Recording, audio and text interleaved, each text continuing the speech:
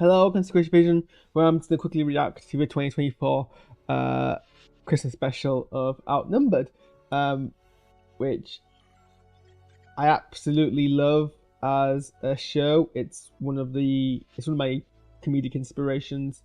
Um, the concept is great. It's semi improv because it has to be because it's following a bunch of children. Or it was following a bunch of children, which is actually interesting because I think this episode probably historically is the least semi improvised, because everyone is now in their 20s, and so it's harder to kind of do the whole adult comedian actors bouncing off the weird stuff that kids just say because you're no longer a kid. So I guess, I don't know, maybe some of it was semi-improvised. Maybe you can still like output that inner childhood. But there was some of the acting, and bear in mind, like at least two of the children don't act full time. It seems from the Wikipedia article, the one who plays Jake is probably the one who has the most acting credits outside of Outnumbered, and even then, they don't seem to have acted in about 3 years. That seems like being particularly harsh. They do, none of them do a bad job. I think there's just a few things where the blocking and the direction and the acting is a bit like clearly directed, not naturalistic, in a way which is actually not inconsistent with a lot of other sitcom comedy kind of acting. So I'm not like trying to be harsh or anything. It's just I'm making a comparison between. I think there's probably less improv in this episode than previously. But I don't know why I'm saying my negatives. First of all, I actually really like this episode. I got teary. It pulled my heartstrings. Everything I want from Outnumbered. A show which I've kind of grew up on. Or like I haven't not been that kind of following it closely in its original run, but I did kind of like I think chip in on reruns. And like the entire concept is great. And the idea of semi-improv comedy is something that I mean, it's the reason why when I direct films or write comedies, I always encourage actors to kind of improvise, because I always believe you should trust the actors to know the character, and they should always try to have their creative input into that. And a lot of that inspiration comes from Outnumbered. But yeah, I do think they put in the character of Rani. Was that her name? Rani, Jake's daughter. Jake's daughter.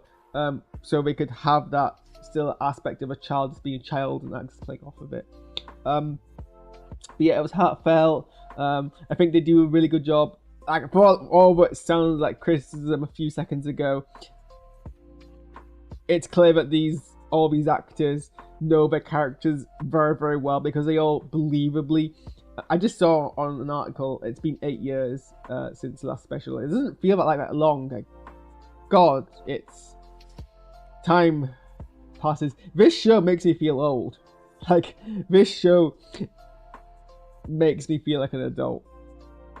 And just like the tiredness of some of the characters in this, like, well, Jake in particular. I'm like, oh man, that's a mood. Yeah, it's wild to think it's been 8 years since the last episode, which was I think the 2016 Christmas special. I remember watching that and being like, oh, all these characters represent different aspects of my brain and my mentality, and yeah, I watched the episode and I still feel a bit of like kinship towards them all, because at least for the last 14 years, I've been a big fan of this show. I've not watched it since its original 2007. I didn't follow it since its original 2007 run. But yeah, I think for the Christmas specials, it's much more kind of like smaller scale, like kind of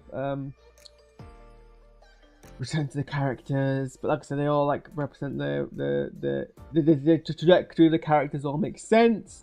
I like the fact that Ben isn't just this like silly childish person, but he's actually matured, but he still kind of keeps some of that childish kind of charm in a way which, I mean, I am like the Ben of the children, I think, in kind of who I was as a child growing up, and I've now kind of evolved into this figure where I'm someone who like enjoys health and safety. Motion detected at the front door. Alexa, Volume 0. Almost an I already did that, but never mind. And like, yeah, the reveal that Ben is like, does like runs training sessions of health and safety. I can see it's usually the chaotic people in childhood. I say that, I have no clue if that's true or not, but it's certainly true of me. There's some kind of joy of being a danger-minded child, progressing into like being able to like see the dangers and then actually like risk assess them. But yeah, there were some very heartfelt scenes between Jake and his parents as Jake kind of reflects on being like not a new parent, but parent of a 3-year-old, which I guess the different stages of your first child each come with its progressively new challenges, and having to like relay his struggles to his parents and then like comforting him on that, and like emphasizing their own experiences. And it's something which has more heartfelt value because obviously we watched the show in 2007, 2010 when, I mean, I don't think any of the children were that young, but we can believe them to have been that level of craze based on what they were when they were a bit older. So that was cute. Yeah, it was an adorable little special. Probably not as laugh out loud as it has been, but a lot of that laugh out loud value obviously came from the kids just being kids, which you're not obviously going to go back to nowadays. But it's a worthwhile kind of progression. Like, I didn't feel cheated out of seeing them again. So those are my thoughts. I need to go make food and eat food and go to sleep because I need to be up in 4 hours time. Why do I do this to myself? I guess I could just go to sleep, but that's not very like healthy of me. I should probably eat. Okay, get out of my house.